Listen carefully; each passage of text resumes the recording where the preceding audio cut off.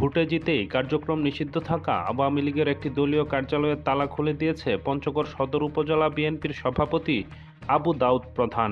শুক্রবার সকালে পঞ্চগড় সদর উপজেলার চাকলাহাট ইউনিয়ন আওয়ামী লীগের অফিস খুলে দিয়ে তাদের পাশে থাকার প্রতিশ্রুতি ব্যক্ত করেন বিএনপির এই নেতা।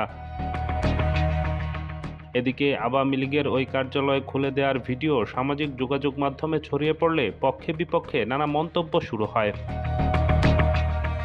চাকলাহাট ইউনিয়ন আওয়ামী লীগের যুগ্ম সাধারণ সম্পাদক কামরুজ্জামান বুলেট বলতে শোনা যায়, সদর উপজেলা বিএনপির সভাপতি জননেতা আবু দাউদ প্রধান বাংলাদেশ আওয়ামী লীগের প্রতি তথা আওয়ামী লীগের তৃণমূল পর্যায়ের নেতাকর্মীদের প্রাণের সংগঠন চাকলাহাট ইউনিয়ন আওয়ামী লীগকে তিনি আজ তালামুক্ত করে দিয়ে অবমুক্ত করেছেন। দিনার কাছে আমরা কৃতজ্ঞতা প্রকাশ করছি।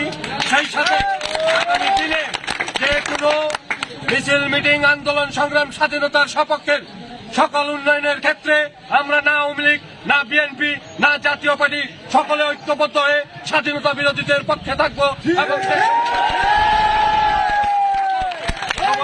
ঐক্যমত্যের ভিত্তিতে উন্নয়নমূলক ইউনিয়নের উন্নয়নের আহ্বান জানিয়ে আমি আমার কথা শেষ করছি। ধন্যবাদ সবাইকে।